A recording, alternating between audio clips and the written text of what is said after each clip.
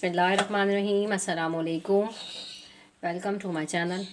उम्मीद है आप सब लोग खैरियत से होंगे। आज मैं आपसे भुने हुए सालन की बेहतरीन रेसिपी शेयर करूंगी। इतना मज़ेदार है। सहरी में आप ये डिश बनाएं पराठों के साथ, बहुत ही उम्दा ये बनाएं, मज़ेदार बनाएं। आप इस रेसिपी को एक बार ज़रूर ट्राई करिएगा, ये आपको बहुत ज़्यादा पसंद आएगी।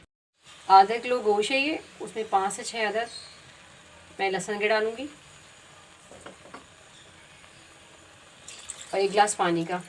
गोश्त को हम थोड़ा सा गलाएंगे। एक फ्राई पैन लिया है, उसमें थोड़ा सा मैं तेल डालूंगी।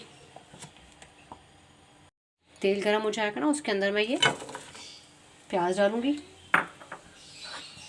2 से 3 ही टमाटर डालूंगी। टमाटरों को हम हल्का सा और प्याज को करेंगे। 3 से 4 मैं इसमें हरी मिर्ची डालूंगी। हरी मिर्ची डालने के बाद मैं इसको थोड़ा सा और फ्राई करूंगी। उसके बाद चॉपर में डाल के मैं इसे चॉप करूंगी।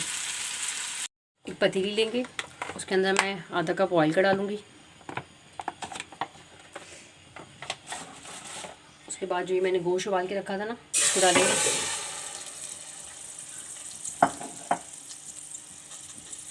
इसको हम अच्छी तरीके से भूनेंगे। लहसुन वगैरह हम सब इसी में मैश कर लेंगे। गोश्त को हम भूनेंगे।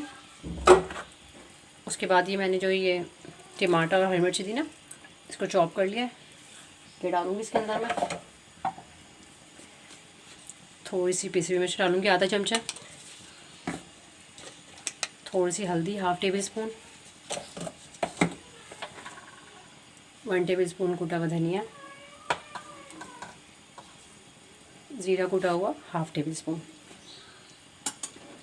अब इसको हम अच्छी तरीके से भूनेंगे। बहुत अच्छा मज़ेदार ये सालन होता है, एक दफ़ा ज़रूर ट्राई करिएगा।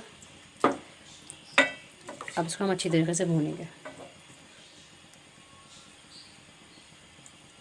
बहुत अच्छी तरीके से।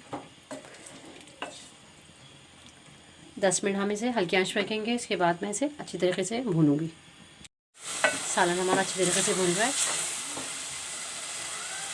1/2 टेबल स्पून में इसमें नमक का डालूंगी। इसको खूब अच्छी तरीके से भूनने के बाद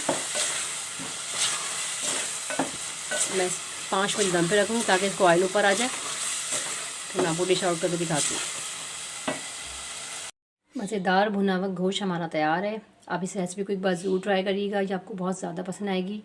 सिंपल रेसिपी है, इजी रेसिपी है और जायके में भी बेहतरीन बनी है कि आपको बहुत ज़्यादा पसंद आएगी। पसंद आए तो लाइक कर दीजिएगा, सब्सक्राइब कर दीजिएगा, शेयर कर दीजिएगा। अल्लाह हाफिज़।